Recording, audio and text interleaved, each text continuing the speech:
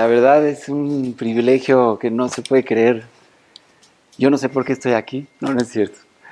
Eh, es, el TDAH es uno de los problemas más comunes que hay y desafortunadamente más desconocidos, más mal entendidos.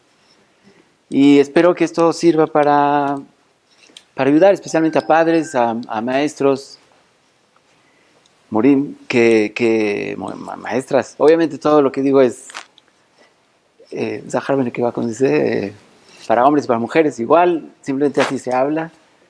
Y bueno, vamos a empezar. Bienvenidos todos. Voy a presentar un poquito, así me pidieron por favor que lo haga. Yo soy mexicano y me fui hace como 23 años a Israel. Encontré a mi esposa ahí, me quedé, Baruch Hashem. Y yo estudié computación, en realidad, computación y matemáticas en la Universidad Hebrea de Jerusalén y después la maestría acá en la UNAM. Y me dediqué mucho al cerebro, en simulaciones, redes neuronales, etcétera, cosas de ese estilo. Y siempre me interesó mucho el cerebro. Es el miembro más complejo de todo el universo. No hay ninguna creación más compleja que el cerebro. Y después me fui a estudiar a Israel, estuve 10 años en Yeshivat Mir. Y después, por historias increíbles, terminamos abriendo una organización que ayuda a niños y a jóvenes. Empezó con niños, después fue jóvenes también, a hoy en día hasta los abuelitos, de verdad. O sea, muchas veces cuando hay un problema con un niño y ven los resultados, Baruch Hashem, entonces el papá dice, yo también quiero, y luego el abuelito también, Baruch Hashem. Y hemos tenido de verdad mucha ayuda de arriba. Principalmente trabajamos con neurociencias, con técnicas que trabajan con neurociencias, que es trabajar realmente con ejercicios y todo tipo de actividades que desarrollan el cerebro y desarrollan las funciones que están flacas, que están flojas. Y bueno, de ahí salió todo esto, de ahí aprendí mucho, tengo una especialidad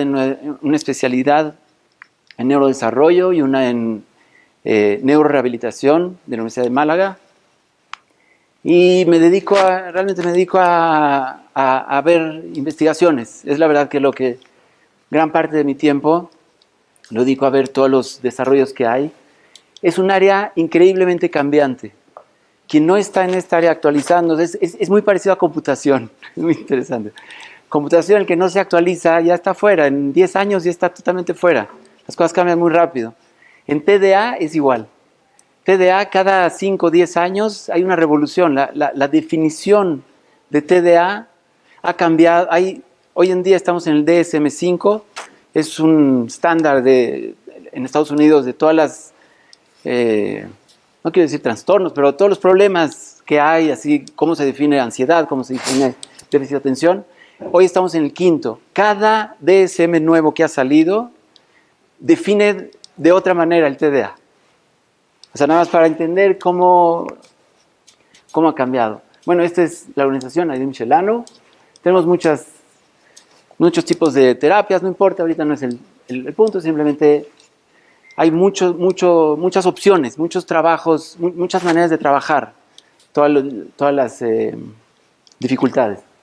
Bueno, en primer lugar, ¿qué es el TDA y si existe el TDA? Había un chisme en Facebook que el que inventó el TDA, justo antes de morir, por lo visto era lo más importante en su vida en ese momento, sus últimas palabras fue una mentira, lo inventé. Entonces, yo nada más quiero y la gente realmente cree que es un invento. Yo quisiera que cualquiera de estas personas que piensa que es un invento conozca a un papá y una mamá que tienen un hijo con TDA y le pregunten si es verdad o no. O sea, no hay nada más claro que existe, no hay ninguna duda que existe. Lo que sí es cierto es que es muy difícil de entender. Y ese es el objetivo de esta plática. Entonces, ¿cómo se ve el TDA? Vamos a empezar por cómo se ve. desarrollo, el entendimiento del TDA empezó realmente cuando empezó la neuroimagen. Ahí fue cuando realmente se empezó a entender. El TDA fue registrado en 1968. El nombre déficit de atención, trastorno por déficit de atención o ADHD, fue registrado en el 68. Y el primer problema que tiene el TDA es el nombre. Le pusieron el peor nombre que pudieron haber escogido, porque no tiene nada que ver con déficit de atención. Yo sé que es algo muy raro de escuchar, pero es la verdad, no tiene nada que ver con déficit de atención. Eso es lo que vamos a aprender hoy, qué sí es. Pero déficit de atención seguro que no es. Entonces, ¿cómo se ve? Simplemente si se hacen fMRI, es MRI funcional, se puede ver que la activación es muy diferente. Las personas que tienen... ¿No se ve? Sí se ve. Las personas que tienen TDA, haciendo una tarea X, su activación neuronal es mucho menor que las personas que no tienen TDA. El cerebro se activa mucho más en personas que no tienen TDA. Bueno, eso es una cuestión funcional. Pero algo mucho más sorprendente y mucho más importante es un estudio que lo hicieron en 2012. 2012 son apenas 11 años. Y esto cambió totalmente el entendimiento del TDA. ¿Qué hicieron en este estudio? Tomaron MRIs, que son imágenes del cerebro, donde se ve la estructura, no el funcionamiento, la estructura del cerebro, qué grosor tiene cada área, qué tamaño tiene cada área. Y hicieron muchísimos MRIs, cientos de MRIs, a niños desde 4 hasta 16, si no me equivoco, 14, 16. Y hicieron promedios de cada edad y compararon los niños con TDA y los niños sin TDA. Lo que voy a decir, no se asusten, no se espanten, tiene una segunda parte. El desenlace es feliz. Pero es cierto que hay algo que es muy sorprendente y es bueno saberlo y es importante saberlo. Porque entre mejor se entienda, entonces mejor podemos ayudar. Entonces hicieron promedios de cada edad y encontraron que en los lóbulos frontales principalmente había diferencias sustanciales.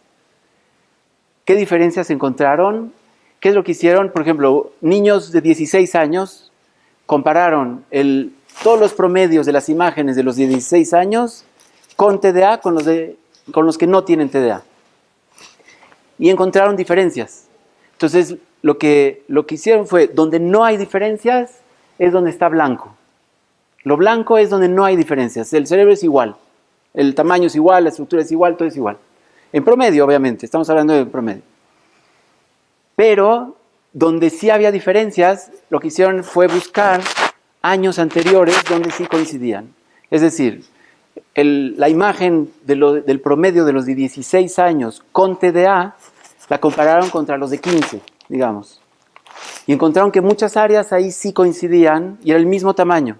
Es decir, que un niño de 16 años con TDA tiene ciertas áreas como un niño de 15 con TDA, sin TDA. ¿Sí? Y eso lo pintaron morado. Y así fueron año por año y encontraron hasta 8 años de diferencia. En las partes rojas, en las áreas rojas, la diferencia es de 8 años. Es decir, que hay ciertas áreas, no son muchas, Baruch Hashem, no son muchas, pero hay ciertas áreas que encontraron que un niño de 16 años, en esas áreas es como un niño de 8 años.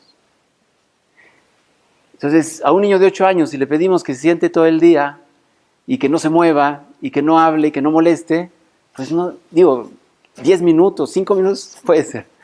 Pero más que eso es una crueldad. Simplemente es una crueldad. No se puede. Eso es una de las primeras cosas que hay que entender. Es físico. Es un problema físico. Es como, yo doy un ejemplo así a los padres, que digamos que un niño, lo aleinu, nace sin dedos. No tiene dedos. Entonces está en el salón y el maestro dice, bueno, todos agarren su vaso y por favor póngalo a lavar, póngalo en el fregadero, ¿no? Y todos lo agarran sin pensar. es una acción, cualquier cosa, agarrar el vaso y ponerlo en su lugar.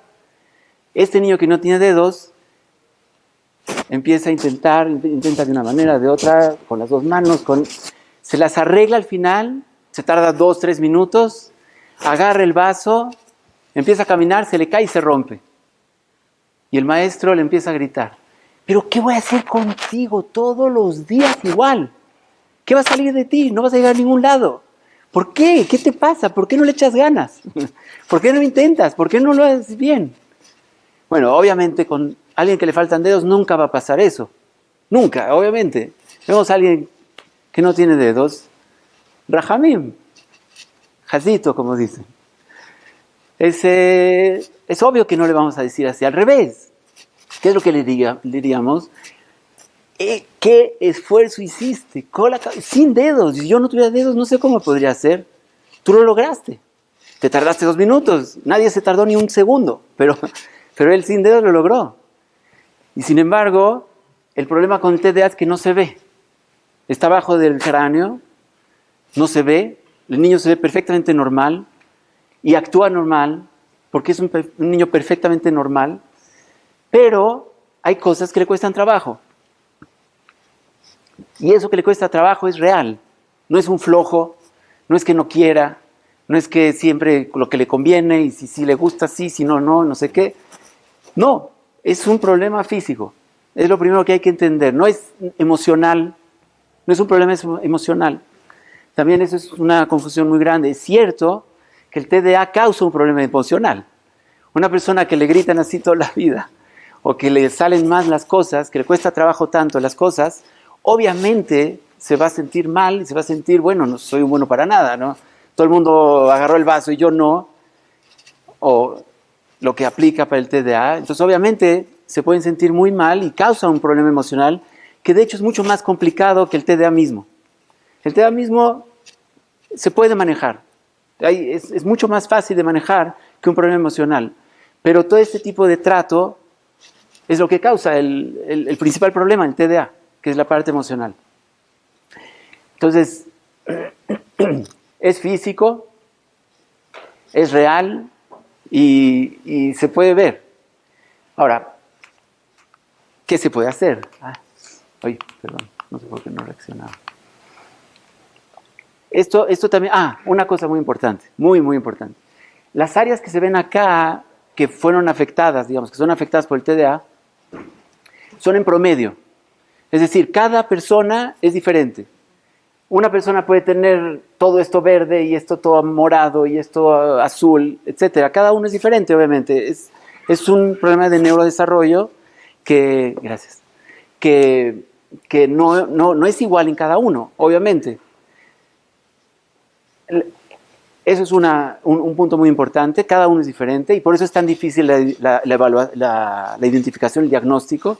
Muy complejo porque cambian mucho de uno a otro. Pero lo segundo también es que en promedio son mucho más inteligentes de lo normal. Es cierto que estas áreas están afectadas, pero hay áreas que son mucho más desarrolladas de lo normal. No es que todo esté mal, al revés. Hay áreas que son increíblemente más inteligentes. Y eso es lo que es más grave, es lo que lo vuelve más complicado, porque se dan cuenta perfectamente que algo está pasando. De verdad, duele decirlo, pero hay algunos que no son tan inteligentes, digamos, que tienen un problema mayor de neurodesarrollo y no se dan cuenta. Ellos la pasan mucho mejor. No sufren tanto y no llegan a un trauma, digamos, pero el problema es que son tan inteligentes la mayoría que sí se dan cuenta. Obviamente se dan cuenta, algo está mal, algo no funciona, algo está... ¿no? ¿Por qué todo el mundo se acordó que había esto y yo no? ¿Por qué todo el mundo se acordó y trajo la tarea y yo no? ¿Por qué todo el mundo puede hacer la tarea y yo no? Etcétera. Hay muchas cosas que uno se da cuenta que es diferente. Entonces ahí empieza la parte emocional. Pero también es una gran ventaja. Tienen una capacidad de asociar increíble. Yo adjudico esto, es algo que no se ha demostrado, no he visto ningún lugar que lo demuestre, pero el cerebro se desarrolla según el uso. Eso lo vamos a ver un poquito más adelante, pero lo adelanto ahora. Según lo que yo practico muchas veces, eso se desarrolla más. Entonces, los que tienen TDA tienen una característica impresionante, que aprenden a deducir, aprenden a armar lo que es un puzzle, como si fuera un rompecabezas. Son expertos en rompecabezas, pero no visuales. Son expertos en rompecabezas auditivos. ¿Por qué? Porque escucho un poquito, digamos, al principio de la clase normalmente la escucho, después pasa un poquito de tiempo y vuelo, después regreso y escucho otro pedacito, y luego otra vez, y otro pedacito, otro pedacito. Y son tan inteligentes que muchas veces logran pasar el examen, aunque no escucharon todo, escucharon un poquito aquí, allá, y fueron completando, y es impresionante su capacidad. Y eso es una ventaja impresionante en la vida, porque justamente resolver problemas requiere de esta capacidad. Resolver problemas es tener ciertos datos, ciertas condiciones, y encontrar algo que las une, o algo que las conecta, o etcétera. Es una herramienta impresionante para la vida. Y eso son algo fuera de lo normal. Lo desarrollan toda la vida. Y bueno, sin embargo, tienen este problema. Ahora, ¿cuál es el problema? ¿Qué son estas áreas? ¿Qué es el TDA? Bueno, voy a ser rápido. No me quiero detener mucho. Simplemente son estadísticas de la realidad de lo que es el TDA. Cuando no es tratado, cuando no es atendido, el TDA es un peligro serio. Eso es algo de lo que muchos papás llegan nos buscan ayuda cuando ya... Una historia, por ejemplo. Vino una mamá una vez, vino porque el maestro le dijo que su hijo no estaba muy difícil, que por favor busque ayuda.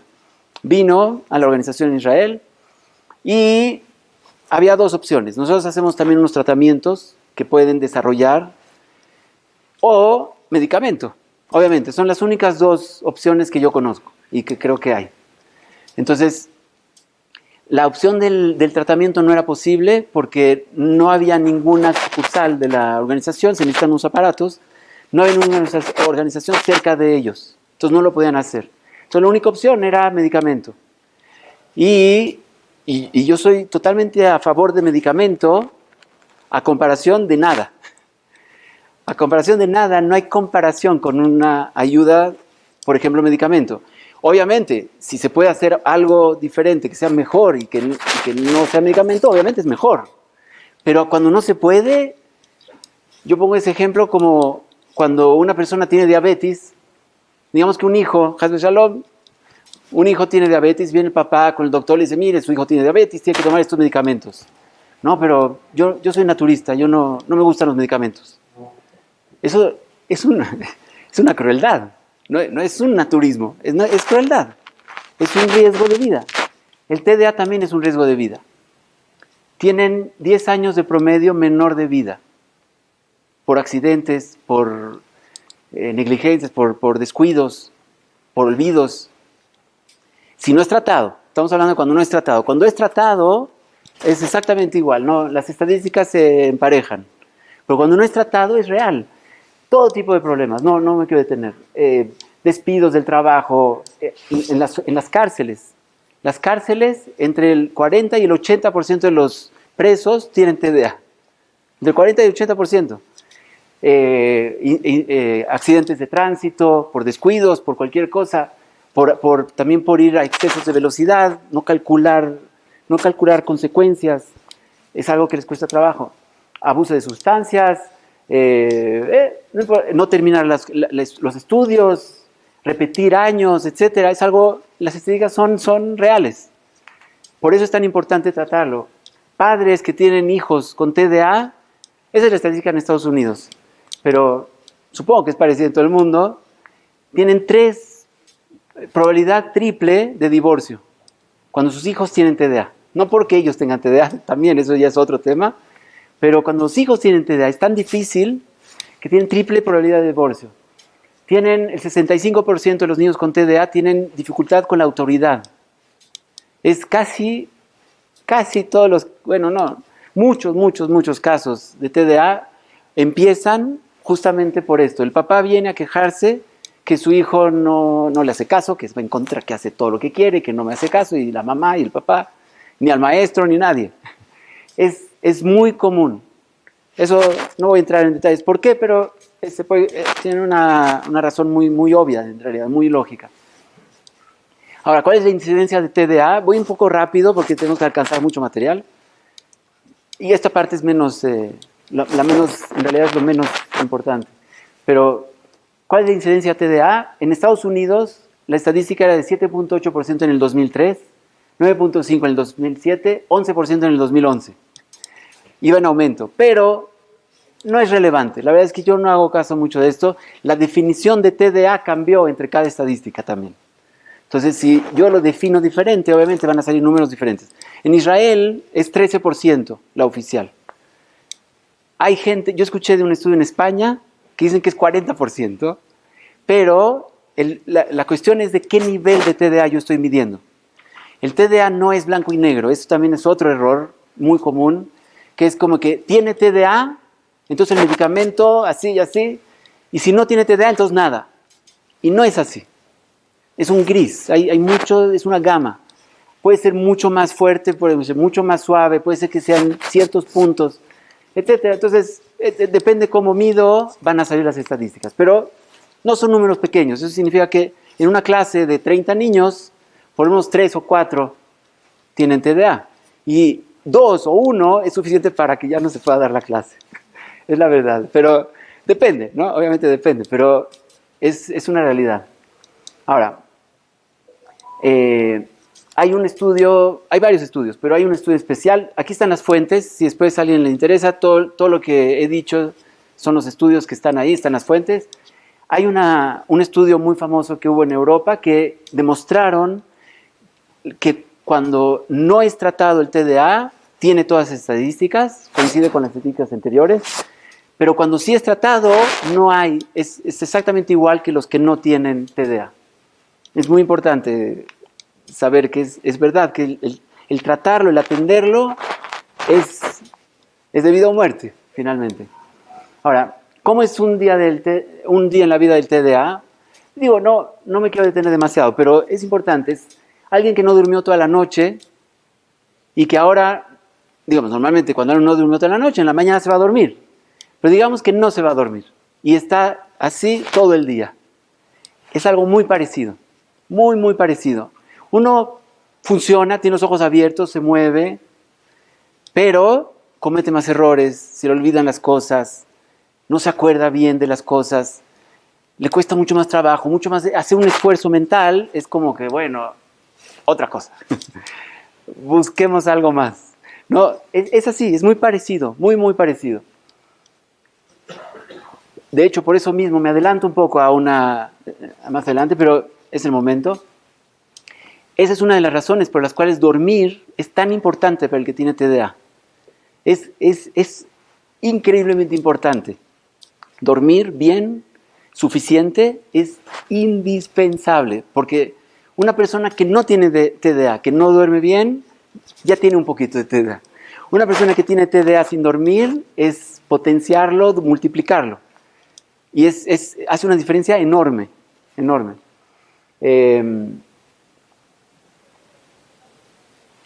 Socialmente, emocionalmente, ¿qué pasa con el TDA? Imagínense estar toda la vida, cuando hay una reunión, por ejemplo, hay varios amigos que están platicando, y yo estoy ahí y escucho al principio, escucho un poco, no sé qué, y de repente veo que todos me están viendo y me preguntan, ¿entonces qué? ¿Sí o no? Y yo no tengo idea qué me están preguntando. Eso es muy común. Y por eso mismo muchas veces causa ansiedad, causa obsesividad, depresión. Es una de las causantes de ansiedad, obsesividad y depresión. ¿Por qué? Porque la vida social puede ser muy compleja, especialmente en niños. Con adultos, bueno, el adulto ya dirá, no te escuché. Ay, pero ¿cómo puede ser? Todos los días es igual. Pues sí, pero no te escuché y ya. Pero un niño o un joven, un adolescente, es algo que no es muy difícil de afrontar con los amigos. También, como en una clase, por ejemplo, todos escucharon todo, entonces pueden estar felices. aprendieron algo increíble, algo que motiva para la vida, algo que es muy emocionante, algo que es muy interesante. Pero me faltó mucho de lo que hablaron porque mi mente volaba. Todavía no dijimos qué es exactamente el TDA, ahorita vamos. Pero de eso es lo que sucede. Entonces no escuché y entonces yo veo que todos están felices y yo no. Y veo que todos hacen la tarea, están felices de hacer la tarea porque en la tarea había algo que aprendieron nuevo, un caso muy especial, muy interesante. Yo no tengo ni idea de lo que están hablando. Yo veo que todos disfrutan y yo no. Eso es una de las cosas emocionales más difíciles porque es un goteo todos los días. Todos los días, todos los días, todos los días, todos los días. Bueno, problemas en el estudio, trabajo, despidos, olvidos, etcétera, etcétera, etcétera, etcétera. Problemas en la pareja. Uno llega en la noche, por ejemplo, y no solamente tiene el TDA, también está cansado, y su pareja justamente necesita hablar. Y él está volando, o ella está volando, y no hay comunicación. Todos los días. No es lo mismo que una vez pasó. Una vez pasó, 2 veces pasó, está bien, pero todos los días. Y bueno, es un bombardeo contra el ego. Todos los días, un bombardeo contra la autoestima y contra el ego. Socialmente, académicamente, trabajo, en todas las áreas. Ahora, bueno, ¿qué característica tiene? Por ejemplo, reacciones impulsivas, hablar demasiado, estados de ánimo, comida, pensamientos, movimiento, etcétera. Son algunos de los síntomas que se ven. ¿Pero por qué? ¿Qué tiene que ver todo eso con atención? ¿Qué tiene que ver eso con atención? Y eso se sabe que es así. Se sabe, en los cuestionarios justamente preguntan estas cosas. Entonces, ¿por qué se llama déficit de atención? Bueno, pues no es lo que nos imaginamos, porque no tiene nada que ver con atención. ¿Qué es el déficit de atención? Primero, una pequeña introducción. El cerebro tiene tres áreas principales. Una que es el tallo cerebral, que es la parte del robot, caminar, reacciones de reflejos, cuando alguien se quema, cuando alguien se machuca, reacciona automáticamente, no tiene que pensar para reaccionar. Eso es el tallo. El sistema límbico es lo que está en el centro del cerebro. Eso es lo que en la Torah diríamos que se llama Nefesh Abehemi. Es la parte del animal. Es el animal. El hambre, el sueño, los antojos, los deseos, los placeres, los miedos, el enojo. Todas las partes más animales están ahí. Y la corteza frontal, principalmente, de hecho es la frontal, ese es lo que se llamaría el segel. Es la parte, los científicos lo llaman funciones ejecutivas, la parte de la conciencia. Ahí está donde se entiende el tiempo, se entiende las consecuencias, se entiende también qué está bien, qué está mal, justo, injusto, correcto, incorrecto. Todo ese tipo de juicios están en el segel. No están en la parte animal, en el Nefesh Abehemi no.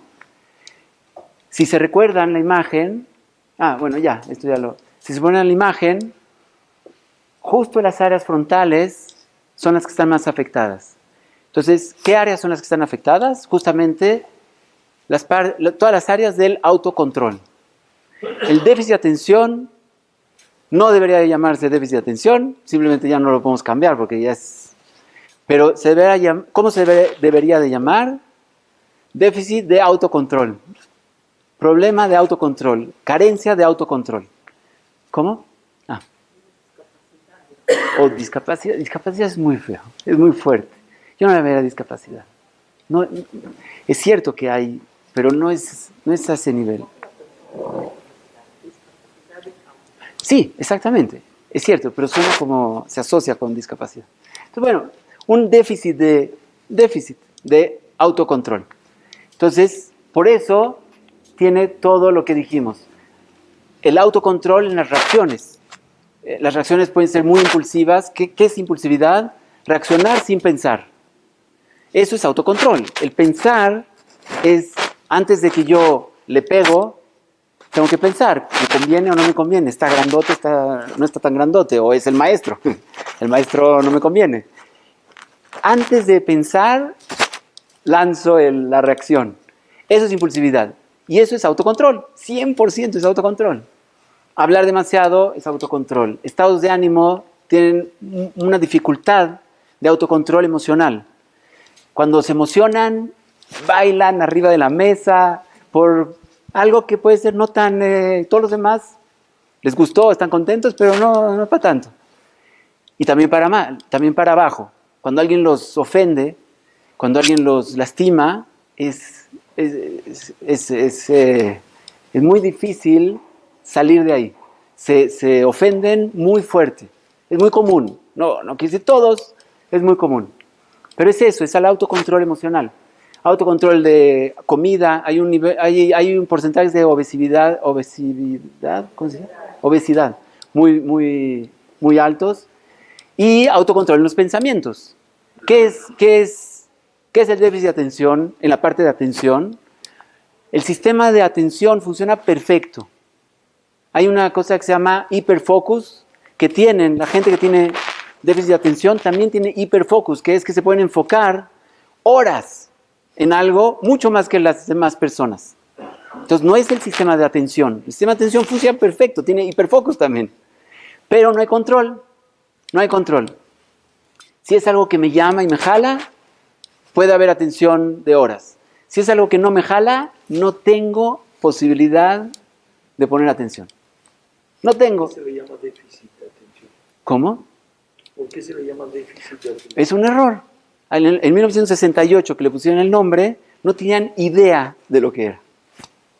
Eso recién 10 años, 10, 11 años, que esos estudios, fueron 2, 3 años que hubo ese tipo de estudios, ahí recién se entendió qué es déficit de atención. Tampoco es que ya lo entendimos, o sea, tampoco, pero ya se entiende mejor. Hay muchos más elementos, mucho más claro. Hoy en día se entiende mucho mejor. Pero, perdón, eso nos pasa también a personas que no tienen. 100%. A todos que nos gustan. 100%. 100%, claro. El hecho de que yo me dirijo a lo que más placer me da y dejo lo que no me da placer es algo en todos. Pero hay una diferencia. Cuando por ejemplo, hay una clase donde el maestro es muy aburrido. Pero yo sé que si no paso esa materia, no voy a salir, voy a perder un año. Entonces digo, ni modo. Y lo hago. El que tiene déficit de atención no puede. Simplemente no puede. Yo también doy este ejemplo. Es como alguien que necesita lentes y no tiene lentes. Y está sentado. Y entonces hay que copiar todo lo que está escrito en el pizarrón. Y él no copia nada. Está volteando para un lado, para el otro.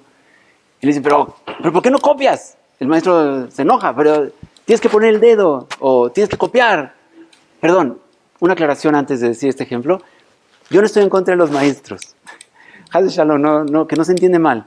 Los maestros tienen una función heroica. Y merecen todo el respeto del mundo.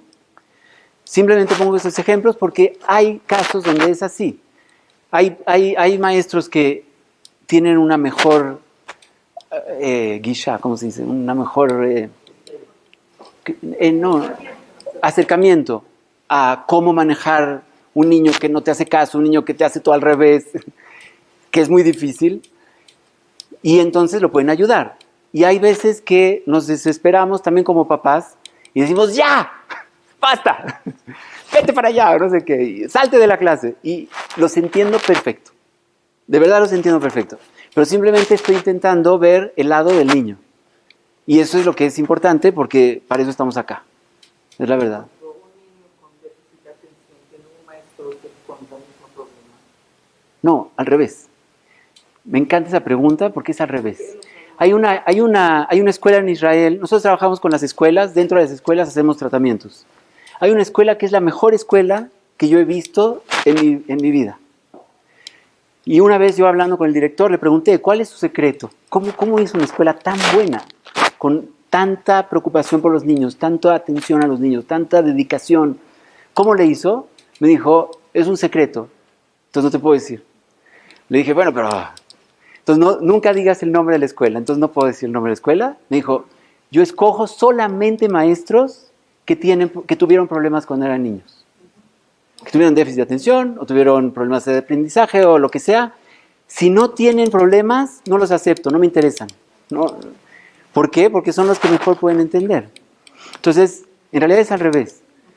El problema es el que siempre le fue bien. El que es muy exitoso y el que es muy ordenado y muy puntual, no entiende cómo puede ser que este tipo por quinta vez en 2 días hace lo mismo. Ya lo hablamos, etcétera. Años, puede ser que años hace lo mismo. Y ese es lo más difícil. Pero me desvío un poco. Estamos en los pensamientos, ya dijimos, ¿no? Es autocontrol de los pensamientos. ¿En qué estaba? Perdón. Estaba diciendo los maestros. Ah, sí. Entonces, es el ejemplo, sí. Entonces, el maestro, como ser humano, está ya desesperado porque este niño le preocupa en realidad. La desesperación es porque te preocupa, porque te importa. Entonces también, y los papás también. Entonces yo los entiendo perfecto. Sin embargo, hay que entender el otro lado. Entonces, el niño está volando, como un niño que no tiene lentes, está volando, gracias. Y no copia todo lo que está en el pizarrón. Y le dicen, pero ¿por qué no copias? Y él le da pena. Le da pena decir, no, pues es que no veo nada. El de déficit de atención no dice porque no veo nada, simplemente estaba volando, no tengo idea de lo que estás hablando. Entonces no puede decir eso, entonces no dice nada, se queda callado, entonces eso lo enfurece al maestro. Pero te estoy diciendo que copia del pizarrón. Y él no copia y se queda así sin copiar y no le hace caso. No ve. Y entonces el maestro le dice, ¿pero qué? ¿Cómo que no ves? Digamos que le dice, no veo. Entonces le dice, bueno, échale ganas. Échale ganas. Si uno quiere, puede. Es exactamente igual. Es físico. No es de que él quiera o no quiera, y no es de que él pueda. No puede. Es la verdad. Entonces, ese es el problema de los pensamientos, que no hay control. Perdón, ¿con Sí. la medicina puede? Sí. Sí. Vamos a llegar a las medicinas. Es un área muy interesante y muy importante. Vamos a llegar. Bueno, etcétera. Pensamientos, movimientos, etcétera. No hay autocontrol de muchas áreas. Bueno, esto me voy rápido porque no es el objetivo realmente hoy, pero sí es muy importante entenderlo. El cerebro, normalmente cuando dicen, ¿dónde está el estómago? Acá. Y las manos, acá. Y el cerebro, acá. Pero no. El cerebro está absolutamente en todo el cuerpo. Todos los nervios son neuronas que llegan desde el cerebro hasta cada esquina, hasta cada rincón del cuerpo. Entonces el cerebro, en realidad somos todo. Todo el cuerpo es el cerebro. También en el sistema digestivo se descubrió que hay una cantidad tremenda de neuronas y no se sabe todavía bien por qué. Se supone que es para poder administrar bien, no es administrar, ¿cómo se dice? Controlar bien los alimentos. Que si necesito más potasio, entonces que de alguna manera se informe que necesito potasio. Pero no se sabe bien, por qué. Pero en realidad está en todo. Eso significa que cuando muevo el cuerpo, estoy moviendo al cerebro. Estoy moviendo el cuerpo, pero es el cerebro. El cuerpo es como un guante. Es como un guante del cerebro. O sea, el cerebro es el que mueve mi mano. Y mi mano no tiene nada en realidad. Es el cerebro. Lo mismo es la neshama con el cuerpo, con el cerebro. Pero bueno, eso ya es otro tema. Pero esto es, ahorita lo vamos a necesitar. Ahora, esto es lo más impresionante. La neuroplasticidad, la voy a hablar muy rápido, pero ¿qué es la neuroplasticidad? Es la capacidad del cerebro de cambiar. Cuando yo era niño, mi mamá me decía que me cuide mucho de golpearme la cabeza, porque las neuronas se mueren y ya, no vienen de nuevo. Y eso, afortunadamente, con los golpezazos que me di, Baruch Hashem, no era así. Esta es una célula madre. Ahí, ¿dónde estoy? Esta es una célula... no. Acá. Esta es una célula madre que se divide en 2. Ahí va. Más alto. Nació una nueva neurona y las neuronas se mueven. Y se mueven rápido. Además, impresionante. El cerebro es como gelatinoso y de esa manera permite a las neuronas llegar a cada lugar donde tienen que llegar. ¿A dónde llegan? A donde uno se esfuerza. Donde uno es como si fueran trabajadores. Hay 20 trabajadores haciendo una tarea y les cuesta mucho trabajo, como yo haciendo una tarea me cuesta mucho trabajo. Entonces, el momento en que estoy haciendo ese esfuerzo y no lo logro, pero quiero lograrlo y intento otra vez, ese esfuerzo es lo que llama a las neuronas nuevas a ir para allá. Y a esa área donde hay más esfuerzo, ahí llegan las neuronas, se conectan y de las 20, en un día pueden ser 40 o en otro día más 100, 200, 500, 10,000, 400,000. Depende cuánto yo me esfuerce y cuántas veces lo haga. Pero el cerebro cambia. Entonces reproducen, no se mueren. También se mueren, pero se reproducen. Todos los días el cerebro produce miles. Muy buena pregunta. Todos los días el cerebro produce miles de neuronas. Si yo hago un esfuerzo ese día, las neuronas van, se pegan y las aproveché. Si no, se mueren. Esas mismas que nacieron no se pegan, no se van a ningún lugar, se mueren. Se va haciendo más grande. Más denso. Lo principal es más denso, pero también más grande. Y cuando sí hago un esfuerzo se pegan, cuando no, pero al día siguiente hay otras 1,000, 10,000, 100,000. No, en adultos, en niños, por ejemplo, pueden ser 10,000, 20,000 al día, nuevas neuronas. En adultos pueden ser 3,000, 5,000, 8,000, depende de qué tan sano esté, qué ejercicios, alimentación, etc. Pero se producen todos los días. Y el que les aprovecha se hace gadolador, así nomás. Bueno, se hace genio, para decirlo más, traducirlo. Entonces, también se hacen neuronas nuevas y se aumentan la cantidad de neuronas. También las conexiones entre las neuronas pueden cambiar, se agregan conexiones y o a veces no se conectan. Las neuronas hay que preguntar ahí arriba por qué y cómo, pero a veces saben que hay que conectarse y a veces saben que no hay que conectarse. Y el número de conexiones en el cerebro son 100 trillones. O sea, hay más conexiones en el cerebro de todos los que estamos aquí, de cada uno y uno tiene más conexiones que todas las estrellas de la Vía Láctea. O sea, cada cerebro es más complejo que la Vía Láctea. O sea, la Vía Láctea no sé si es compleja, pero por eso es un número impresionante. Hubo un estudio en cómo se supo esto de que cambia el cerebro. Hubo un estudio que hicieron muchos MRIs, muchas imágenes cerebrales en Londres, hace 25 o 30 años, y descubrieron que esta área, los taxistas, la tenían 2, 3, 10, 15 veces más grande que lo normal, de tamaño. Solamente los taxistas de Londres. Solamente los taxistas. De Londres. ¿Sabes por Sí, qué? porque ahí hay un examen muy difícil.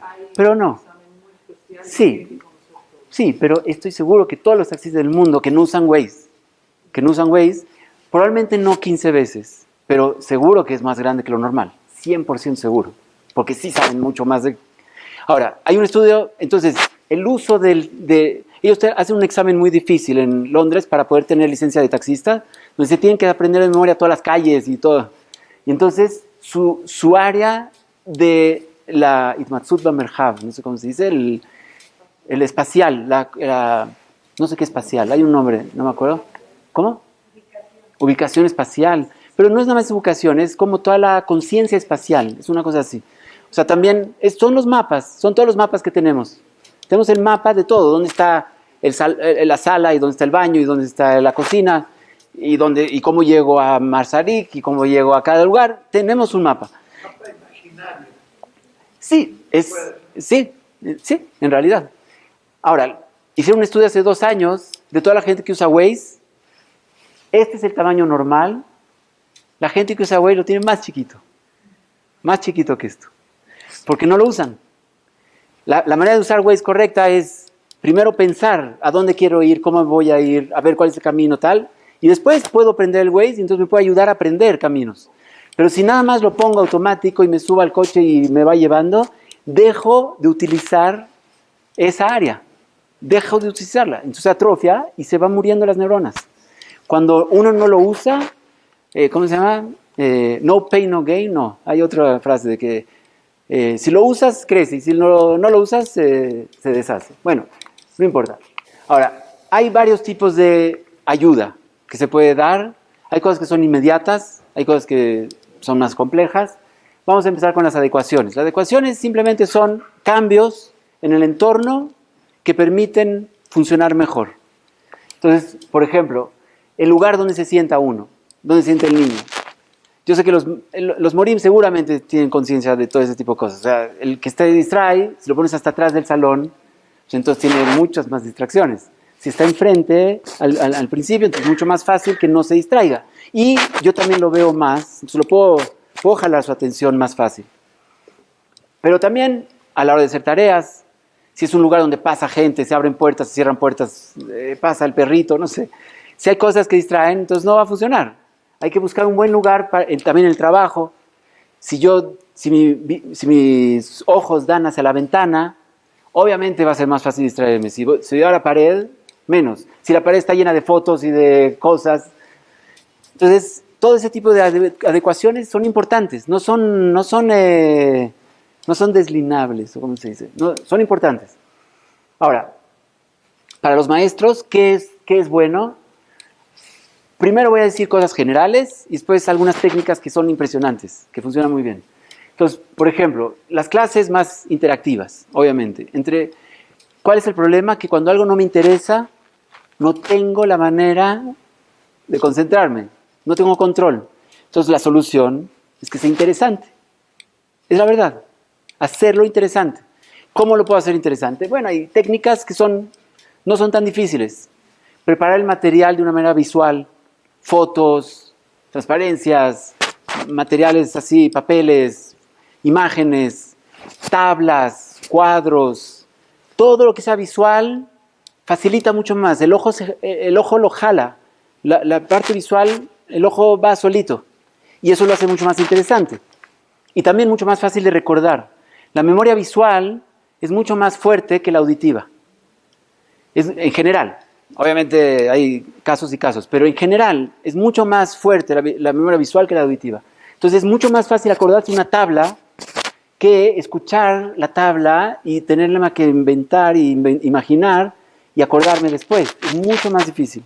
Una técnica que me enseñaron, hay unos rabanim que se dedican a técnicas así de estudio, es que cuando te dicen un nombre o un teléfono, visualizarlo. Cuando te dicen, ¿cuál es tu teléfono? 524, no sé qué.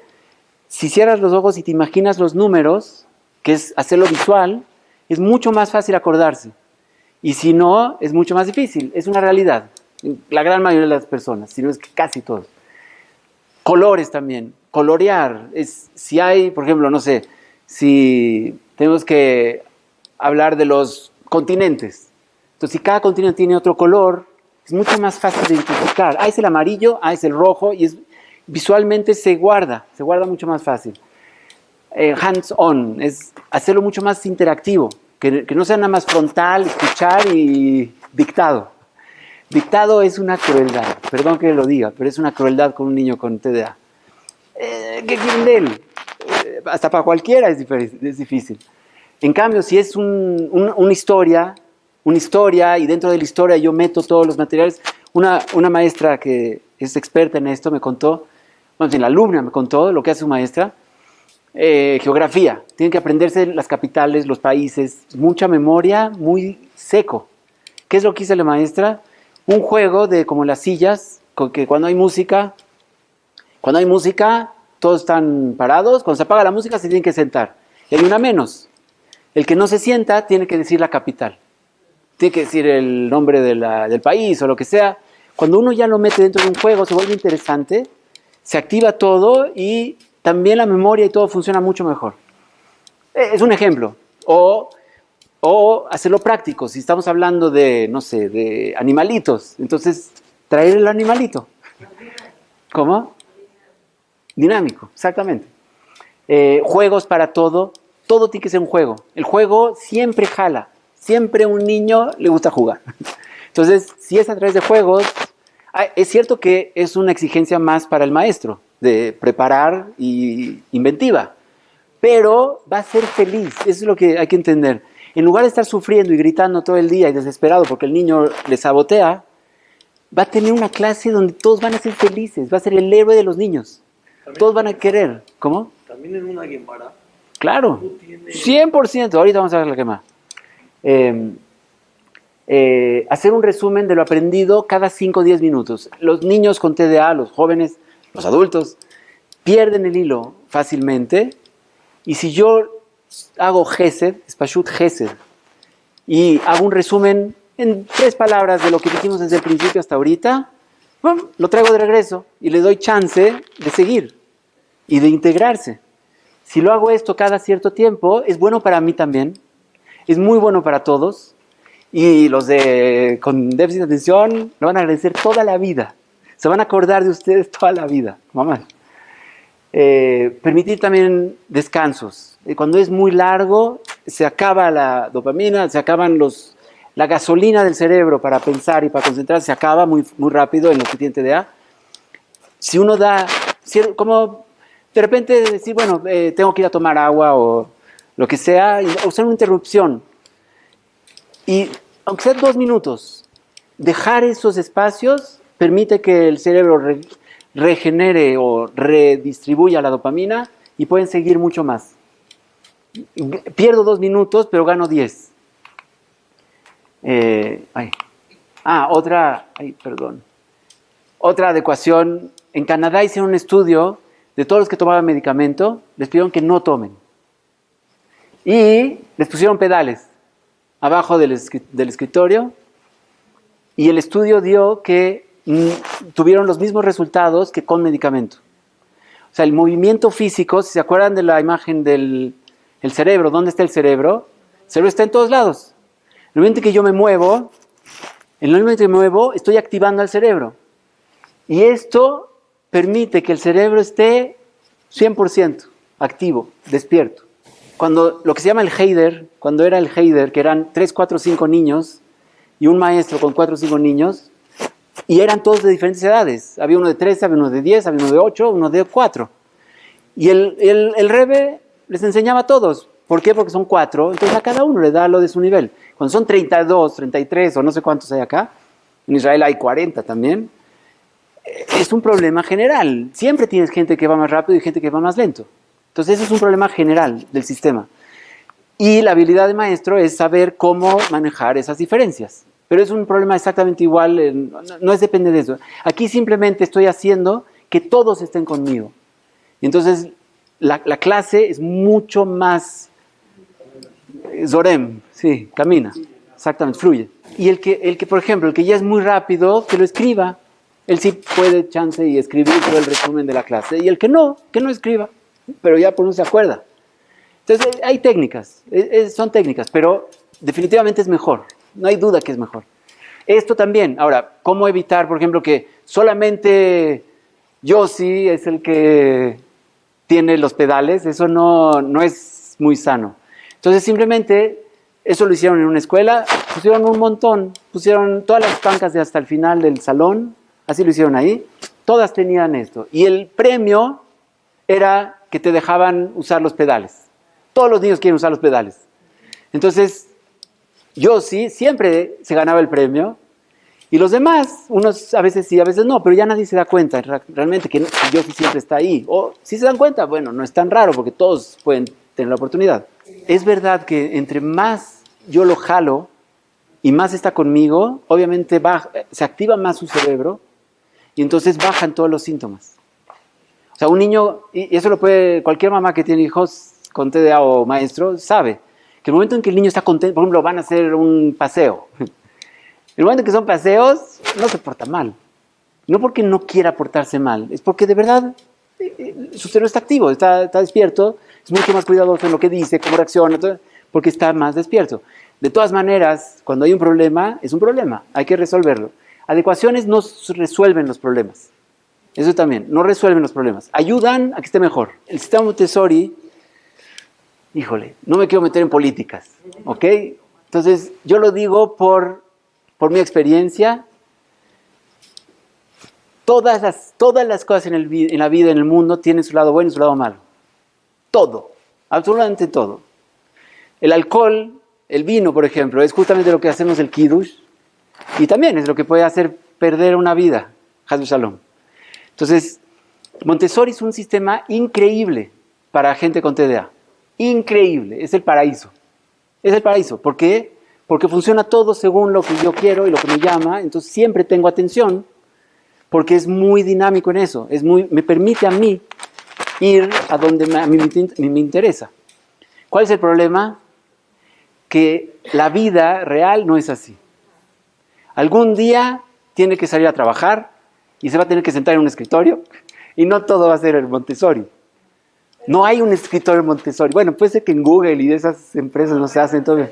El punto es que es importante resolverlo. Montessori son adecuaciones, lo cual es valiosísimo, importantísimo, y si no hubiera escuelas Montessori, estaríamos en un problema serio en el mundo, de verdad. Sin embargo, no basta con el sistema Montessori. Yo soy de la idea que hay que resolver el problema, también aunque esté en Montessori, hay que buscar la manera de resolverlo.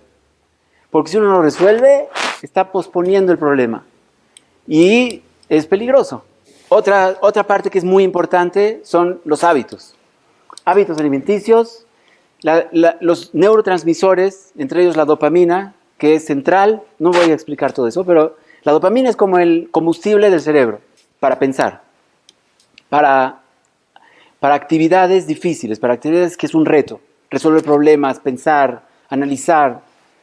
Entonces, sin dopamina no funciona. En general, los que tienen TDA tienen un problema en escasez de dopamina. ¿Por qué? Porque la dopamina se produce... Ay, me tengo que regresar un montón. Sí, no, pero vale la pena. La dopamina se produce acá. Acá adentro hay un área que se llama sustancia nigra, que es la fábrica principal de dopamina del cuerpo. Si vemos, la dopamina está bajo el área que se llama Nefesh Abemi, donde está el animal. No está en el Sehel. Yo puedo entender perfectamente que tengo que portarme bien. Lo entiendo perfecto. Pero si el animal no quiere o no le viene bien o ahorita le interesa algo más, entonces ya, se acabó. Entonces, la dopamina se produce ahí. Eso significa que solamente cuando tengo un placer o miedo o enojo, y principalmente placeres, porque hay muchos tipos de placeres, ahí es cuando se produce la dopamina. Entonces, por eso, esto explica por qué cuando algo le interesa, se puede tener hiperfocus, porque tiene toda la dopamina del mundo, todo lo que se necesita, perfectamente bien. El suministro de dopamina no tiene ningún problema. Eso también es un error que muchos doctores, yo creo que no lo explican suficiente. El medicamento obliga al cuerpo a producir dopamina. Entonces, ayuda porque en el momento que hay dopamina ya tengo la capacidad, tengo la fuerza, tengo el combustible para poder tener mejor control, autocontrol, todo lo que requiere mucha energía, ya lo tengo. Pero es también verdad que ellos, o por lo menos así muchas veces los papás lo entienden, que hay un problema de suministro de dopamina. Y no es cierto. No hay ningún problema de suministro de dopamina. El problema es que solamente hay suministro cuando le gusta, cuando algo le interesa, porque la fábrica está acá.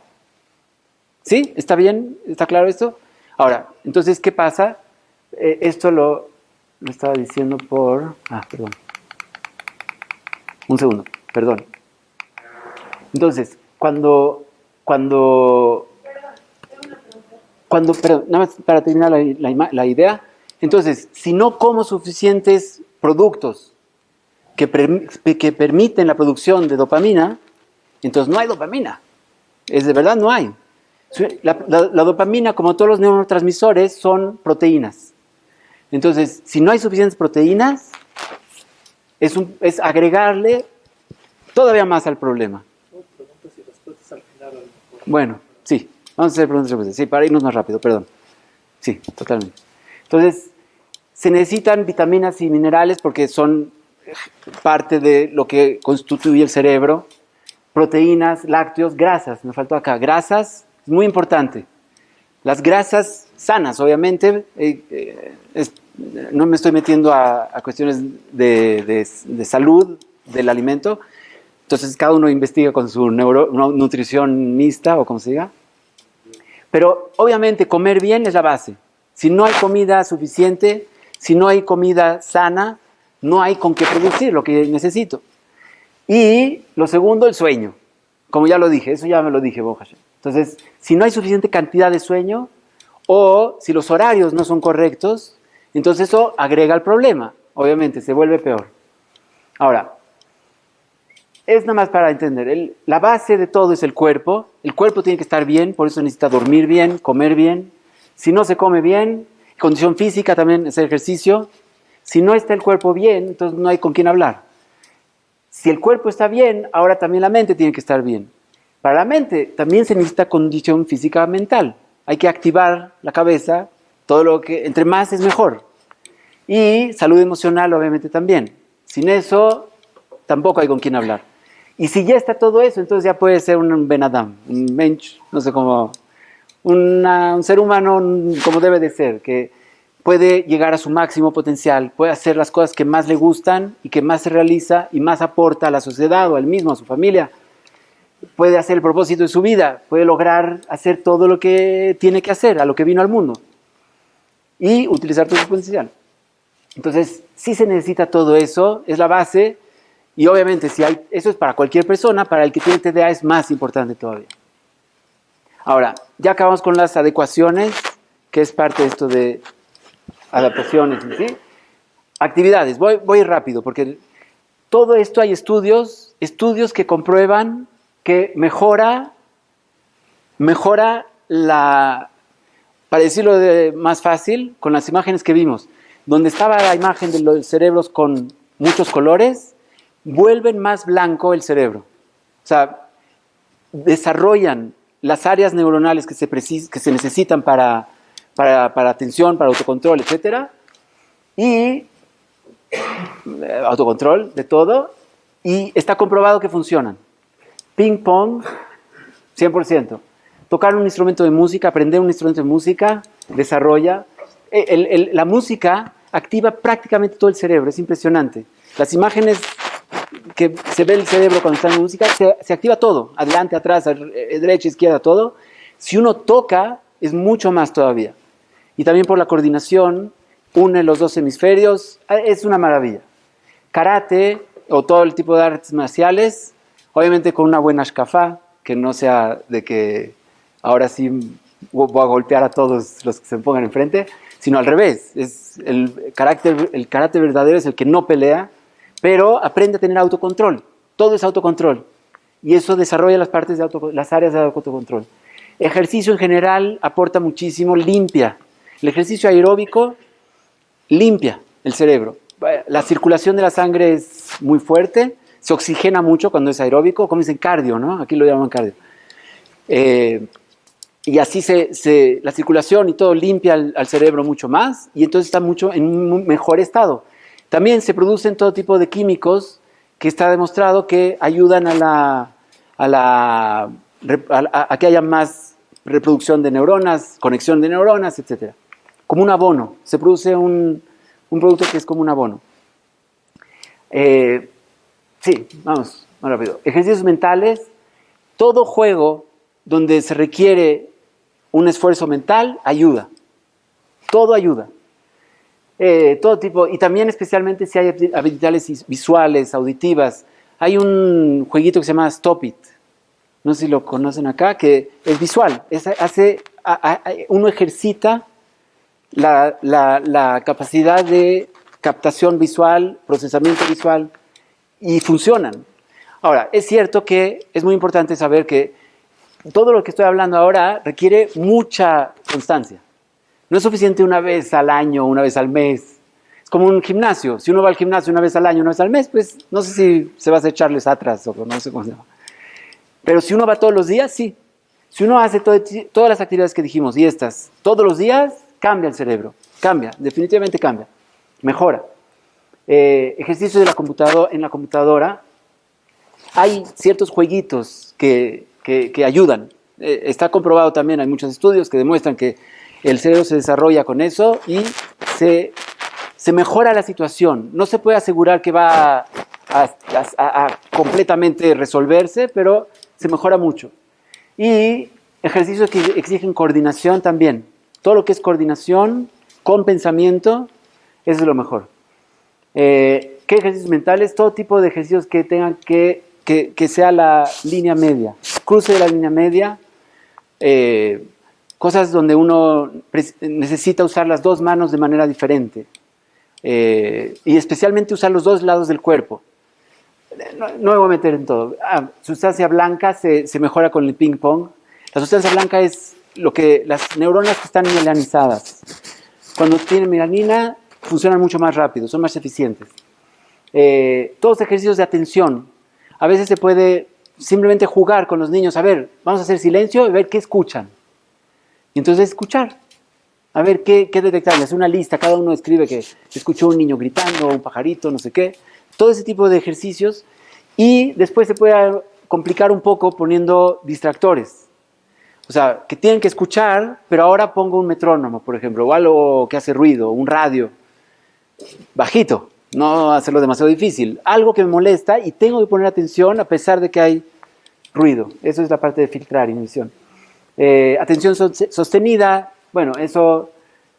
los ejercicios que nosotros hacemos con esos aparatos permiten desarrollar eso y Baruch Hashem se resuelve. ¿Qué terapias hay que son importantes? Perdón que vaya tan rápido. Yo sé que es mucha información, pero ¿qué se puede hacer? Es importante. Hay CBT adaptado al TDAH, que es muy bueno, muy recomendable. Hay un libro especialmente recomendable de Solanto, así se llama la doctora, que hicieron estudios de que demuestra que hubo mejoría en impulsividad, control del tiempo, noción del tiempo, todo tipo de áreas que también es autocontrol, pero no son las áreas que habíamos hablado antes de nada más de la atención, sino de las otras áreas. También hay un coaching especial para ADHD, y les voy a decir ejemplos. ¿Qué es el coaching, por ejemplo? Hay que entender que organización tiene dos etapas. Eso es un hidush. Los que tienen TDA normalmente nunca pensaron que son dos etapas. Una, donde te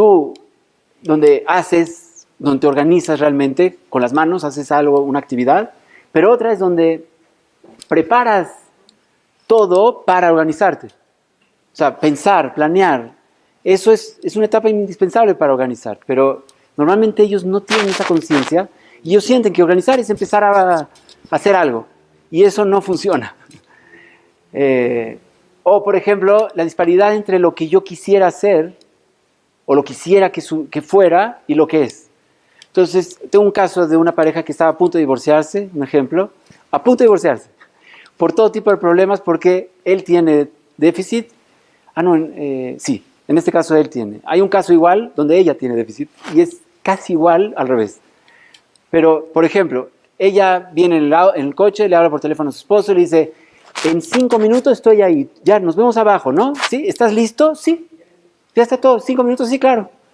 A los 5 minutos ella está abajo, sí.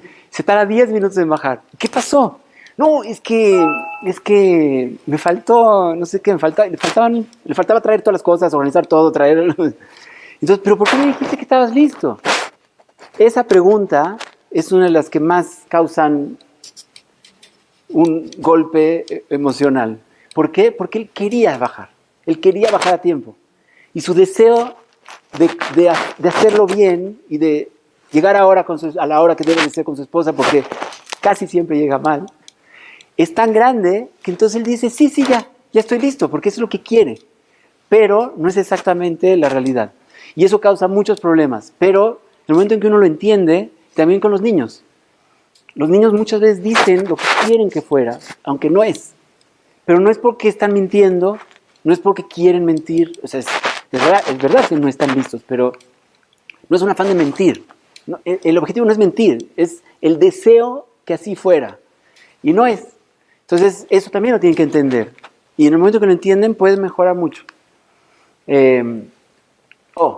Gemara, llegamos a la Gemara. Técnicas de estudio. Esto es increíble y funciona. Lo más increíble es que funciona. ¿Cómo hacer que estudien Gemara y que les interese? Siendo la Gemara extremadamente difícil. ¿Cómo se puede hacer?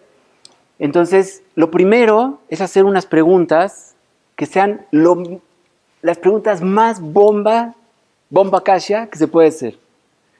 Antes de abrir la Gemara, tiene que haber una pregunta, por lo menos, 1, 2, 3 preguntas, que son algo que no puede ser. No puede ser. O sea, por ejemplo, no sé, que la Gemara va a decir que hay que ayudar al ladrón, por ejemplo. Entonces, no, pero ¿cómo ayudarlo? Pues el ladrón, no sé qué. No, sí, la Gemara dice que hay que ayudarlo.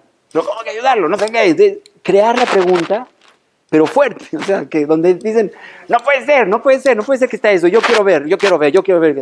Entonces, cuando uno crea eso, activó el Nefesh HaBehemí y ahora él ya se despertó. Ya produce dopamina, todo funciona, se despertó. Y después, ahora sí, no meter la pata y empezar a leer la Gemara y luego Rashi y luego todo eso, pues ya lo dormimos otra vez. Entonces, ¿qué se hace? Le dices, busca dónde está escrito eso. Busca dónde está escrito que hay que ayudar al ladrón. Y entonces, no se vale leer. No se vale leer. Se tiene que, en inglés dice skim. Es como lectura rápida, es buscar rápido. No lees cada palabra y... No, buscas así, buscas en Rashi, buscas en todos, buscas rápido todo así, pero eso ya te da una estructura de la Gemara, ya te das cuenta que hay una Mishnah acá, te das cuenta que hay no sé qué, hay unos puntitos, llega hasta acá, y ya con esa lectura rápida ya empezaste el cerebro empieza a captar todo tipo de palabras, o diálogos, o por lo menos qué rabanim están discutiendo. Y eso ya es suficiente para empezar a tener una entrada interesante a la Gemara. Y sí, y también en el camino puede ser que cuando están buscando así rápido encuentran algo más que de repente les interesa. Y entonces eso es muy importante, meterlo dentro de las preguntas o de lo interesante para todos. Y después de eso, ya que encontraron dónde está, entonces, bueno, a ver, vamos a intentar leer esto. Entonces, digamos, estás al final de la Gemara o en medio de toda la discusión, entonces no se entiende nada. No, entonces tenemos que irnos un poquito atrás. Entonces, a ver, vamos un poquito más atrás. Entonces ahí se lee un poquito más. Si es suficiente, perfecto. Si no, entonces, bueno, vamos un poquito más para atrás. Entonces, ahí estoy manteniendo la curiosidad y el interés. Y pueden aguantar y leer muchísimo más tiempo, muchísimo más entender. Y de repente la Gemara ya no es extraña. Ya la vieron, ya la leyeron toda, ya están ahí. Y ahora yo voy a hacer otra pregunta. Y entonces ahora búsquenla y díganme, ¿no? Y dejarlos a ellos. Eso es también muy importante. Ellos tienen que buscar. Y si ya veo que se están perdiendo, entonces los ayudo, etc. Hay que tener mucho hush. Pero de esa manera, casi cualquier Gemara se puede estudiar bien. Obviamente otra cosa es traer cosas audiovisuales. Por ejemplo, si vamos a hablar la Gemara, por ejemplo, de ladrones, no sé qué. Entonces, traer un video donde hay, o una historia de una pregunta que le llegó a un rabino y no sé qué, y que él dijo así, y entonces parecía que estaba todo al revés, no sé qué, cualquier cosa, cuentos, videos, historias, lo que sea, cómics, si es que hay, pero material que facilita entrar al tema y romper el hielo. Y sí, y también historias sobre los personajes, historias sobre Robe, historias sobre Abaye, historias sobre cómo se llevaban Robe y Abaye, o cualquier tipo de historia lo vuelve mucho más cercano y lo vuelve mucho más interesante, porque, o por ejemplo, hay esos klalim que a veces dicen que siempre la halajá es como Robe, o la halajá es así, y entonces ya en la discusión ellos están poniendo atención. ¿Qué dice uno y qué dice el otro? Entonces, ¿por qué creen que la halajá es como Robe? ¿Por qué? O etcétera. Crear el apego y el interés. Ahora, otras cosas interesantes, por ejemplo, también en la Gemore se pueden hacer mapas mentales que les ayudan a organizar un poco la información. Una vez que se hace un mapa así, se les pide a ellos, a ver, ¿qué es lo principal y qué es lo secundario? Y que ellos mismos distingan qué es lo principal y qué es lo secundario, de todos los temas que se hablaron. Qué relaciones hay entre la información, qué patrones ellos ven, algo que se repite, etc. Eso, cuando es gráfico, se puede hacer. cosas de memoria son mnemónicas. El que sabe bien, si no, búsquenlo, pero es trucos para poder mejorar la memoria. Hay mnemónicos espaciales donde yo asocio el área espacial, que es lo que creció mucho en los taxistas, es el área de la memoria que más fácil crece. Entonces, si yo asocio la Guemará con lugares, digamos, me imagino mi casa, la entrada, a la derecha, a la izquierda, y entonces este es Robe, este es Avalle, esto es... y el segundo piso es Ritbo, Rashbo, no sé qué. Si yo le doy lugares con colores, por ejemplo, a los cuartos con color, el cuarto rojo es esto, y el cuarto verde es no sé qué. Si lo asocio con lugares, es mucho más fácil acordarse. Y Funny and Crazy es otro de las técnicas, que es simplemente asociar cosas ridículas o cosas raras a lo que me tengo que acordar. Sí, no me quiero detener mucho, no es el objetivo, pero lo pueden buscar. Flashcards, así les llaman, que es apuntar en tarjetitas cada cosa, cada información en tarjetitas, y entonces después se puede jugar juegos con las tarjetitas, se pueden repasar, se pueden ver las respuestas sin ver la pregunta, entonces decir cuál es la pregunta, etcétera. Se pueden hacer muchas actividades. Medicamentos. ¿Cómo funciona el medicamento? Ya lo dije. El medicamento, bueno, dijimos antes que la fábrica de dopamina está en el Nefesh HaBehemí. Y por eso solamente cuando estoy jugando, o estoy emocionado, o estoy así, o con miedo, Haz Shalom, eso es uno de los problemas de la ansiedad. Muchos niños se vuelven ansiosos porque les funciona. Si yo me asusto a mí mismo, funciono mucho mejor en ese momento. Después me creo un problema, Haz Shalom, para toda la vida y que no puedo salir, es dificilísimo. Pero es verdad que funciona, porque el miedo hace que se produzca adrenalina, dopamina, etc. Entonces, eso es lo normal, lo natural. El medicamento lo que hace es que obliga la producción de dopamina o eficientiza todo el manejo de la dopamina, la transmisión, la recaptación, o más bien la recaptación, etcétera, de los medicamentos para que estén disponibles mucho más. Y entonces, simplemente hay un shefa, hay una abundancia de dopamina, independientemente si me gusta o no me gusta. O sea, desconectan la abundancia de dopamina del gusto, de si me interesa o no. Y entonces funcionan, en realidad funcionan. Ahora, ¿cuál es el problema? Como todo lo que dijimos, todo tiene su lado bueno y su lado malo. Entonces, bueno, un poquito más. Bueno, hay dos tipos de medicamentos que los psiquiatras o los neurólogos dan. Unos son estimulantes y otros son los psicofármacos.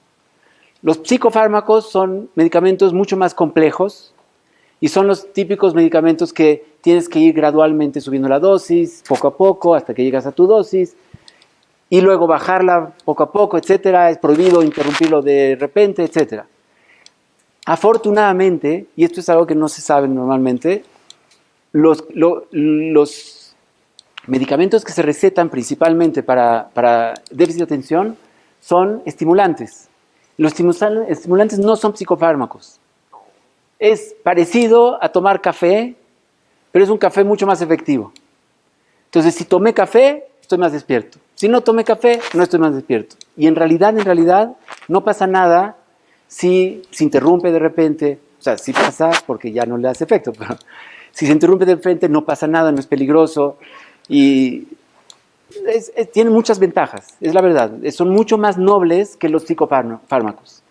Hay algunos medicamentos para TDA que también son psicofármacos, pero esos son menos comunes. Entonces, eso sí es una ventaja, la verdad. Es como aspirina. La aspirina o el Tylenol, cuando lo tomé funcionó, cuando se acabó el efecto, ya me volvió a doler, y es igual. Esto funciona mientras está el efecto y cuando se acabó, se acabó. Ahora, estas son las ventajas y desventajas. Por un lado, funciona y me ayuda, y puedo poner atención, puedo autocontrolarme mejor, etc. Pero la desventaja es que no cambian al cerebro.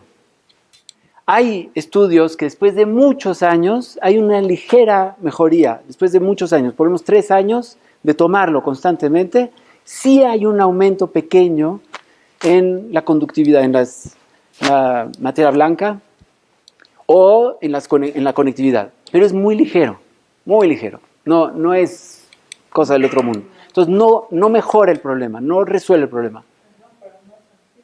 ¿No es qué? No es el fin.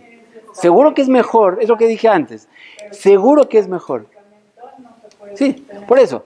Obviamente es 1000 veces mejor tener un medicamento que me funciona y funciona mejor, y entonces ya quito todas esas estadísticas horribles. Incluso que no me cambió, no me resolvió el problema de fondo, pero me resolvió el problema día a día. Entonces, obviamente es mejor, pero no es una solución una solución real. Necesito tomarla todo el tiempo. Entonces, eso digamos que sería la desventaja. Ahora, aquí viene la parte más importante del medicamento. El problema principal del medicamento es el ajuste del medicamento. ¿Qué significa ajuste del medicamento? Que cada medicamento hace otro efecto en cada persona. Nada más para decir nombres, porque es igual, cualquiera es igual. Mucha gente me pregunta, ¿pero cuál es un buen medicamento? Es una pregunta que no tiene sentido. Es absolutamente un error. No existe un buen medicamento. Existe para fulano, este es el que a él le hace bien, y todos los demás lo vuelven loco. Haz shalom. Y para Mengano es al revés. El otro es el medicamento que le hace bien, y todos los demás, este que le hacía muy bien al primero, le hace pésimo. Es una cuestión química. Cada persona necesita buscar cuál es el de él, cuál le sirve a él. Y cuando lo encuentra, es el paraíso. O sea, perdón que...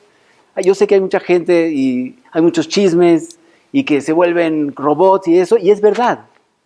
Cuando no se hace la atamá, el ajuste correcto del medicamento, es cierto que hay efectos secundarios terribles, horripilantes y prohibido, de verdad, prohibido tomar cuando hay efectos secundarios feos. Se pueden dividir en dos tipos de efectos secundarios. Hay efectos secundarios tolerables, hay intolerables. Es prohibido tomar un medicamento cuando los efectos secundarios son intolerables. Es prohibido. Es de verdad un pesha. ¿Cómo? ¿A qué se refiere con efectos secundarios? Voy a dar un ejemplo. Si el medicamento empieza a producir tics, es prohibido darle. Prohibido. Es un pesha, ¿cómo se dice pesha? Es un crimen. Es un crimen. Sin embargo, por ejemplo, si le quita el hambre, espérame. Si le quita el hambre, es cierto que no es lo que quisiéramos, pero se puede arreglar. Y es lo mismo que pasa con el café. A mucha gente el tomar café le quita el hambre, le baja el hambre. Es lo mismo. Entonces no es algo grave. ¿Cómo se resuelve? Desayunando muy bien, cenando muy bien. Y bueno, en lugar de comer al mediodía, desayuno y cena. Entonces no pasa nada. De verdad no pasa nada. Eso es tolerable. O cosas de ese estilo. Ahí no puedo ahorita decir la lista, pero hay cosas que se pueden tolerar y se pueden resolver. Hay cosas que no. Y es prohibido dar cuando hay ese tipo de efectos. O la dosis. Es sabido que incluso que el medicamento sea adecuado, si la dosis es demasiado alta, es un robot. Eso es un robot. Pero entonces cuando dicen, no, los medicamentos lo hacen robots, lo único que están diciendo es los medicamentos mal usados lo hacen robots. Es cierto. Es verdad, pero no hay que usarlos mal, hay que usarlos bien. Entonces, no todos los neurólogos lo hacen, no todos los psiquiatras lo hacen, pero es muy importante, como papás, exigirlo y buscarlo, que haya un ajuste. Hay que ajustar. Yo veo que tiene ahorita cosas que no me gustan, le hablo por teléfono y no lo dejo en paz hasta que me consigue otro medicamento, me sugiere otra cosa, lo probamos hasta que esté bien. Un buen medicamento con un buen ajuste es simplemente la misma persona funcionando bien. Funcionando mejor, no bien. Porque también funciona bien, pero mejor. Eso es un buen medicamento con un ajuste correcto. Y eso es lo que hay que buscar. Y si no es así, entonces no. Hay que buscar. Yo sé que hay una práctica que es meses, que tomen un mes. Y no es cierto. Perdón, pero no es cierto. No cambia tanto. Puede haber cositas pequeñas. Por ejemplo, ¿qué es otro de los efectos secundarios tolerables? Que duele un poquito la cabeza los primeros 2-3 días. Eso es algo muy común. Los primeros 2-3 días duele la cabeza, se pasa y después ya no duele nada, absolutamente nada. Entonces eso sí es algo que no pasa nada. Pero si ya pasaron 3 días y le sigue doliendo la cabeza, entonces hay que parar o hay que buscar otro, o la dosis, o el tipo de medicamento, lo que sea. Pero si hay cosas que están mal, no hay que dar, hay que buscar. Hay que buscar hasta que esté bien. La dosis, algo también muy importante. Thomas Brown, lo pueden buscar. Es uno de los grandes de los más grandes del mundo de déficit de atención. Él tiene varios estudios que demuestran que no tiene que ver con el peso y la edad. Es una práctica que yo sé que así se hacía o se hace todavía, que dicen qué dosis según el peso o la edad. Y no es verdad. La dosis de déficit la dosis de medicamento depende no del peso y no de la edad, depende de la barrera hematoencefálica. Hay como una membrana química que tiene el cerebro. Y no todo pasa esa membrana. Hay medicamentos que sí pasan, y pasan mucho, y porque en su caso así es, y hay cosas que no pasan. Entonces, aunque tome una dosis muy grande, no entra. O al revés, o entra todo, y entonces es un efecto enorme, aunque sea una dosis muy pequeña. Y también, el TDA no es blanco y negro. Entonces, no puede haber una tabla. No puede. Es un concepto. Perdón, yo no soy nadie para decir, no vengo a criticar a nadie, pero es una obligación pensar bien. Es ridículo, perdón que lo diga, pero es ridículo pensar que a fuerzas todos los que tienen 40 kilos necesitan 40 miligramos, por ejemplo, o 80 kilos, 40 miligramos. ¿Por qué? Porque cada TDA es diferente. Hay personas que tienen un TDA durísimo, fuertísimo, muy complicado, muy complejo, muchas áreas, entonces necesitan una dosis mayor. Los que tienen un ligerito, basta con 5 miligramos, 3 miligramos. Hay gente que toma 3 miligramos, 4 miligramos es suficiente. Y no tiene que ver con el peso, ni con la edad. Es según el nivel de TDA y también su reacción química. Es una cosa química. Principal problema del medicamento, y lo pueden buscar, las estadísticas son terribles, es un drama. Las estadísticas de adherencia al medicamento son pésimas. Nadie quiere tomar el medicamento. Porque normalmente es como tomar un café muy fuerte, haz de cuenta. Entonces te pone tenso. A mucha gente lo pone un poco tenso, te pone un poco tenso. Entonces no lo quieres tomar, te sientes incómodo, prefieres, no, ya, aunque no pase la materia, no me importa, yo no lo tomo. Es al revés, eso es un mito. El medicamento es un estimulante, ¿ok? ¿Qué es estimulante? Que activa el cerebro. Es otra cosa que no expliqué que es muy importante, en paréntesis. La hiperactividad en realidad es una virtud, es una verajá. Cuando alguien se mueve, por ejemplo, alguien que no durmió toda la noche y tiene que sentarse a estudiar y se sienta, se queda dormido. Pero si se levanta y camina y da la vuelta y estudia caminando, puede estudiar mucho más tiempo. El movimiento despierta el cerebro, porque por lo que dijimos que el cerebro es todo el cuerpo. Si mueves al cuerpo, mueves al cerebro. Y también el cerebro forzosamente se activa, todas las partes de equilibrio, de medir objetos, esquivar objetos, etc., se tienen que activar, es automático, entonces despierta el cerebro, el movimiento. Entonces por eso la hiperactividad es para despertar el cerebro que está medio adormilado, el que tiene TDA. Cuando tomas medicamento, despiertas al cerebro, entonces ya no necesitas moverte. Entonces hay gente que cree que el medicamento los duerme, los calma. Es cierto, ya no se mueven, pero no es porque lo durmió, lo despertó. Despertó el cerebro, entonces ya no necesita moverse. Es nada más un paréntesis. Ahora, sobre tu pregunta, es muy importante. Como es un estimulante, entonces activa más al cerebro. Hay más dopamina, hay más energía, el cerebro puede trabajar más. Entonces, si yo ya tengo una pequeña tendencia a miedos, preocupaciones, pensamientos, obsesividad, el medicamento lo dispara. Porque ahora hay mucha más energía para eso también. Entonces es muy delicado. Qué bueno, mamá, qué bueno que se me había olvidado decir eso, es súper importante. Como las mamás son las mejores evaluadoras del mundo. La gente cree que hay que ir con un evaluador y hacer una evaluación, no sé qué. No se necesita, hay que preguntarle a la mamá. Eso digo de verdad. Todo lo que dice la mamá, eso es. Así lo hizo Hashem. Entonces, cuando una mamá sabe que su hijo tiene una tendencia a miedos, preocupaciones, hay que tener mucho más cuidado con el medicamento. ¿Qué solución hay?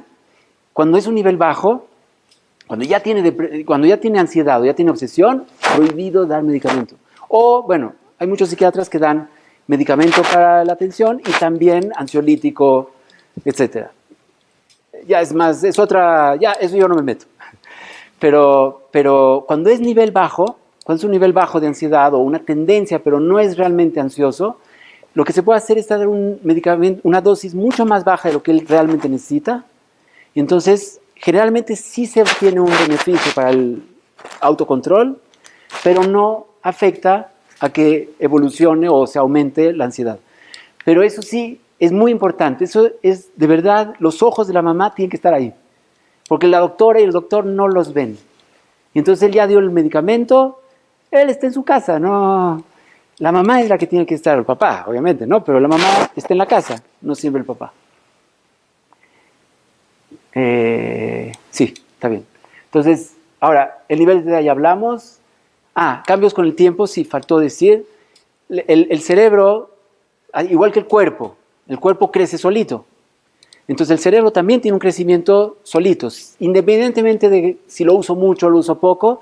Obviamente si lo uso más, crece más, si lo uso menos, crece menos, pero crece por sí solo también, hasta los 21 años. Eso significa que los niños de 8 años que estaban tomando medicamento, sí puede haber un cambio desde los 8 a los 16, por ejemplo. Hay un crecimiento natural, entonces hay casos donde sí mejora naturalmente y se empareja un poco. Y entonces puede o necesitar menos medicamento o no necesitar. No hay muchos casos así, pero sí los hay. Entonces hay que estar atento y consciente de eso. Hasta los 21 años. Hasta los 21, 22, todavía hay una evolución del cerebro. Las estadísticas son que después de los 21, 60%, si no me equivoco, no me acuerdo si era 40 o 60, pero creo que 60% mejoran suficientemente para funcionar mucho mejor, pero todavía tienen síntomas, tienen cosas, se les olvidan cosas, no sé qué, pero funcionan bastante bien. Pero un 40% no. Un 40% todavía está en un estado de TDA total. Ahora, si el niño ya tiene tics antes de empezar con el medicamento, entonces normalmente un neurólogo, un psiquiatra responsable ya no le da. Normalmente no le dan. Si él se atrevió a dar, entonces hay que estar muy atento que no empeoren. Y si empeoran un poquito, ya. O sea, si uno lo deja más tiempo, empeoran y lo ala y no. No es bueno.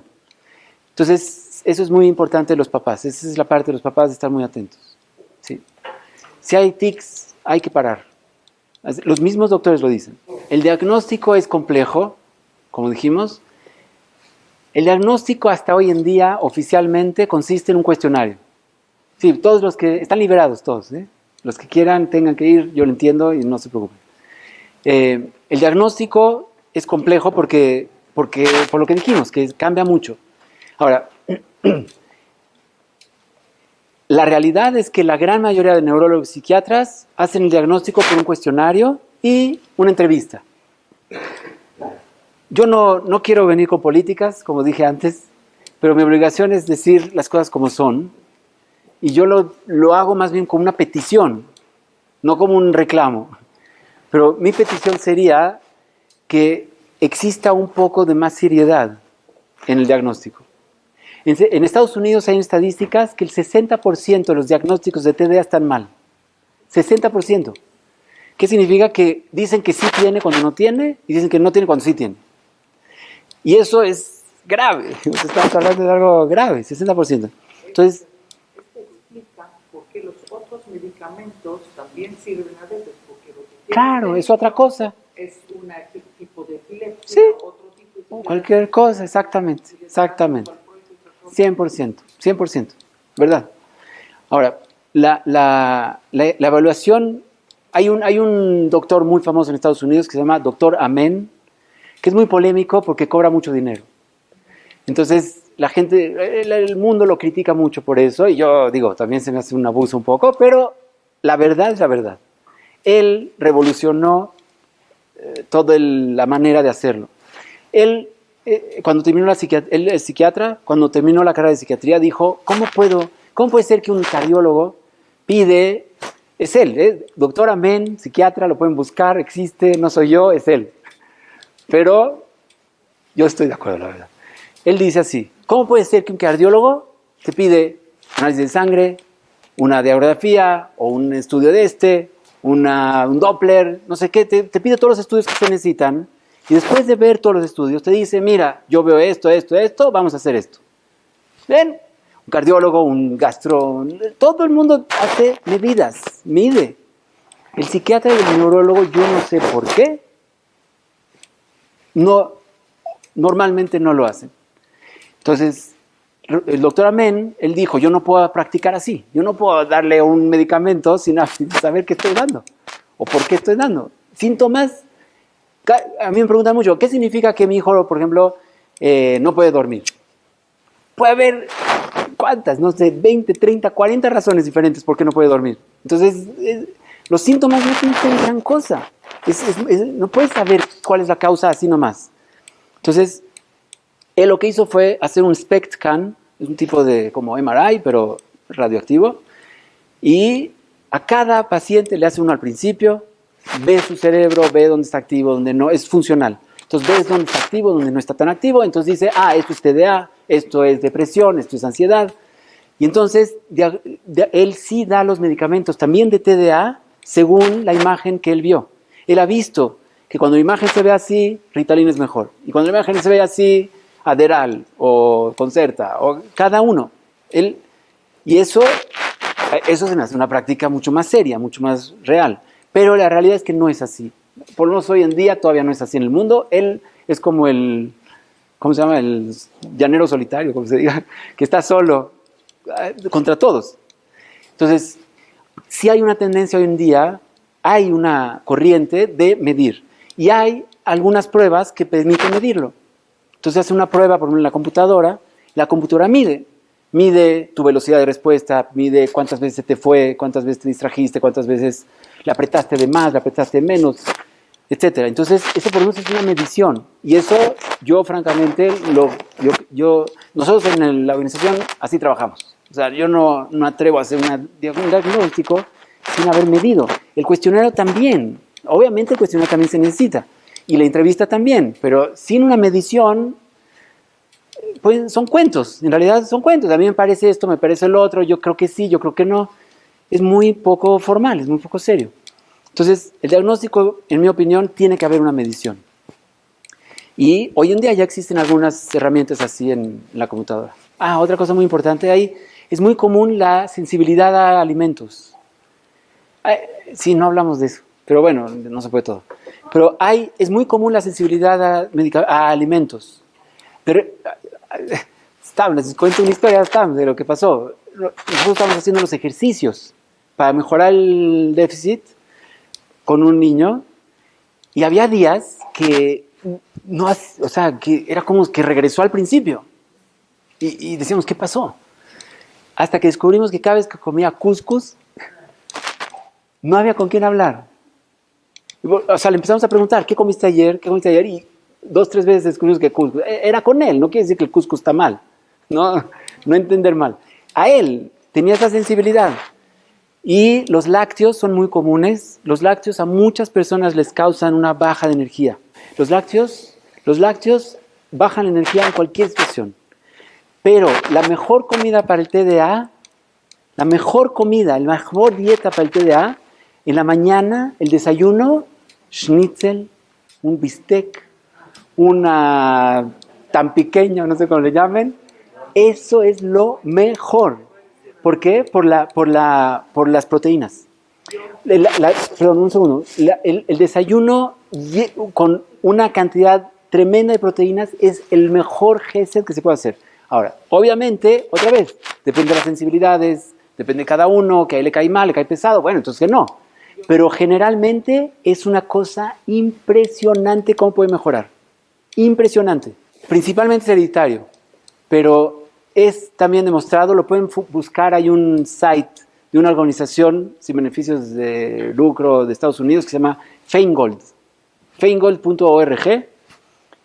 Ellos tienen cientos de estudios que demostraron que los colorantes artificiales que tienen, y la misma FDA lo dice, tienen metales pesados, tienen plomo, mercurio, en cantidades muy pequeñas.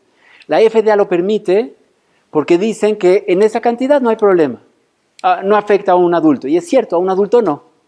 Pero una mamá embarazada es prohibido comer colorantes artificiales. Y perdón que diga esta mala noticia, porque los dulces mexicanos tienen una cantidad tremenda de rojo, no sé qué, y de no sé qué.